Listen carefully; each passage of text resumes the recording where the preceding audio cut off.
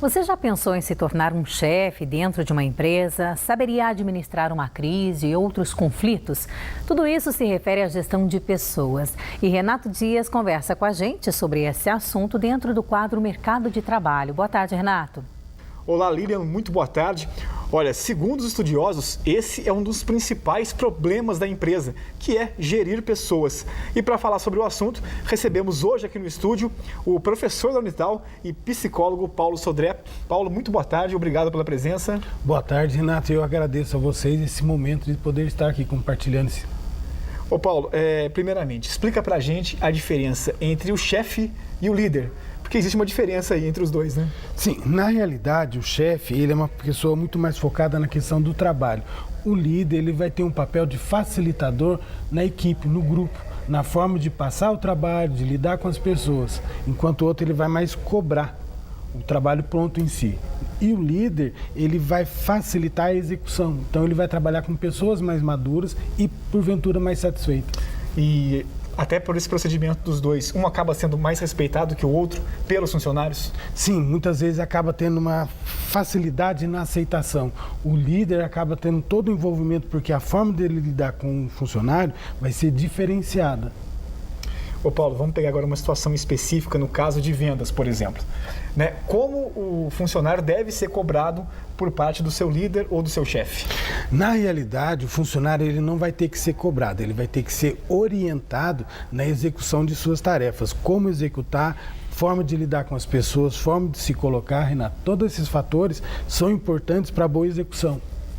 E agora, assim, como se a gente for ter mudanças na empresa, como o chefe deve organizar essas mudanças, passar isso para os seus funcionários? Primeiro, o chefe ele tem que ter clareza naquilo que ele quer executar, fazer todo um planejamento de como vão acontecer essas mudanças, a forma que ele vai operacionalizar.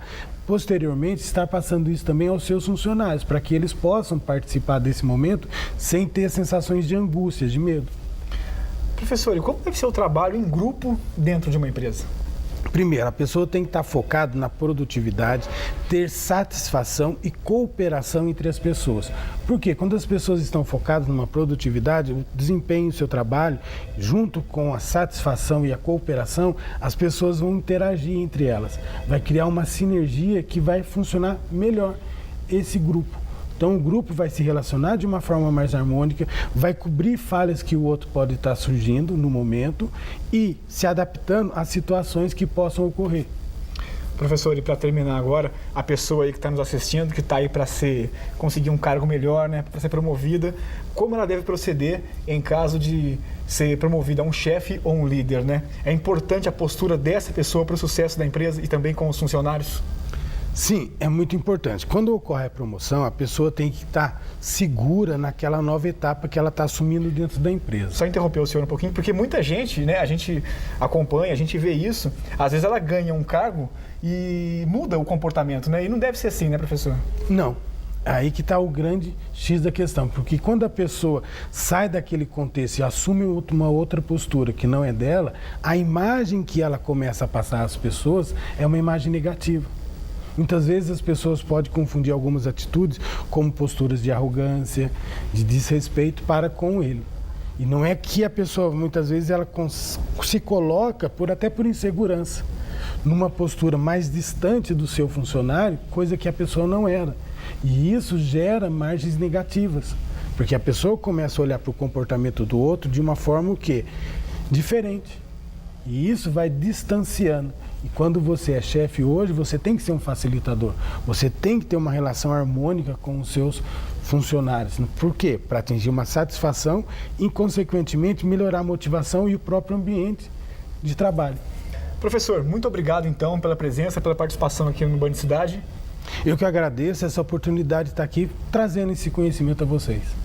Muito obrigado. Aí para você que procura empregos em nossa região, acesse o nosso site www.band.com.br/vale. Lilian. Obrigada, Renata. E você já sabe também, pode participar com sugestões de temas no quadro Mercado de Trabalho.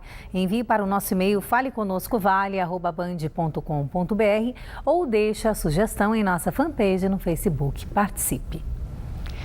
Um grupo de engenheiros e técnicos, ex-funcionários da Embraer, desenvolveu um novo modelo de avião monomotor.